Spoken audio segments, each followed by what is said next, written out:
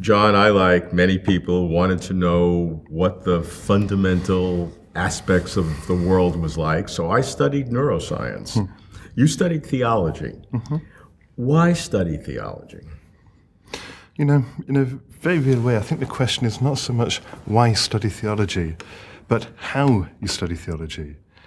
Everybody, throughout all ages, throughout all cultures, has been haunted by big questions. Why are we here? What are we doing here? Why are we going to die? Why was the world created? I don't think there's any way out of those kind of questions. So those questions beset us constantly. And the real question becomes, well, how do you answer them? What are you going to do to answer them? What's your framework going to be for answering them? And if we don't examine that question, then we'll be led into all sorts of sidetracks. People today might think that theology is an outdated discourse talking about a God who's a mythological fabrication and so on. But if they're not careful in how they do that or what the consequences of that are, we're often led into other mythologies. If you just listen to the news today and talk about what are the market forces doing today, well, isn't that a kind of theology? You know, how are the market forces affecting my life today? What is genetic studies telling me about my future?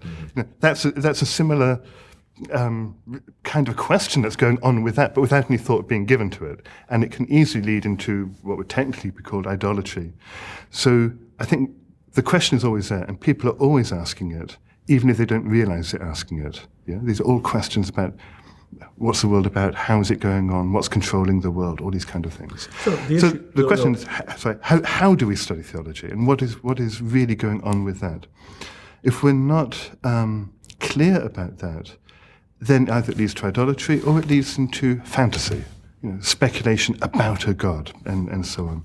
The Christian position, the Orthodox Christian position, and my studies in the early church, so this worked out in the early centuries, is very, very clearly centered upon the person of Christ.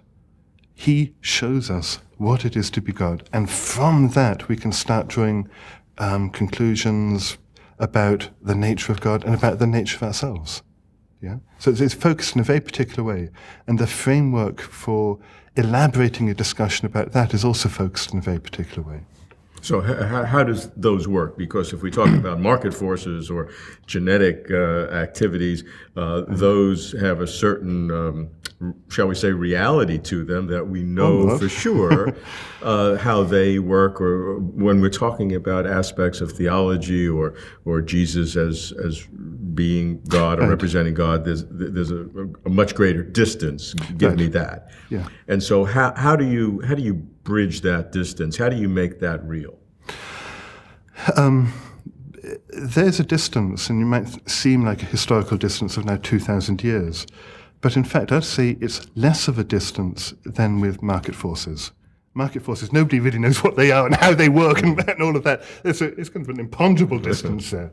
With the historical distance of 2,000 years now, that distance is not a barrier. One thing which really strikes me again and again as I go back to the early church and look at how they were working all of this out is the fact that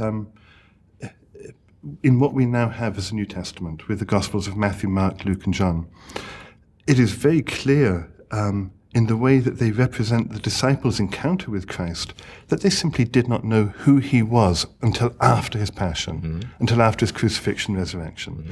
They kept on thinking this, that, or the other, and he kept on reproving them, you're slow of heart, you don't understand, when are you going to finally get it? And they didn't get it. They abandoned him at the crucifixion. Yeah? I don't know who this man is, I have nothing to do with him. When they turn up at the empty tomb, they don't understand what's happened. You know, somebody's stolen the body. They don't get it. And even when they see the risen Christ, they don't understand. You know, are you a stranger here? They ask on the road to Emmaus on Luke 24. Haven't you heard what's been going on? They're telling him that after 3 days. Yeah? So it's not by having been there that they understood it. That's a really important point. It's not by having been there and walking around with him for 2 or 3 years in Jerusalem and Galilee and wherever else and hearing his words. It's not by that they understood it. It is actually, in the way that it's described there, by the opening of the scriptures and the breaking of the bread, that they finally understand who this crucified and risen one is and what he tells us about God. And what's the implication of that for people today, either why study theology or how study theology? The implication is that there's in fact no historical distance. If being there didn't help them, then being there wouldn't have helped us either. Mm-hmm. Yeah? It is by the opening of scriptures and the breaking of the bread in the light of his death and resurrection that we now understand. And this is what we still do today. So we still open the scriptures. We still break the bread. We still encounter Christ in that way. So the method, if you like, if you want to call it methodology, the method is one and the same, and there's no historical distance between it. I hear the emotional impact, a feeling. It's not just a study to determine truth or not truth. There has to be some personal involvement, which is very different than other forms of knowledge. Right. Is that right? Yes. Not that it involves our mind any the less. Yeah, we are created with minds, we're called to think, and we have to think about all of this, and it's through thinking about all of this that we come to understand. But it's not just simply knowing about. I know that I know that Paris is in France. That's a piece of knowledge I can gain from reading a dictionary entry, or geography. Yeah. But the knowledge that it actually provides is an encounter.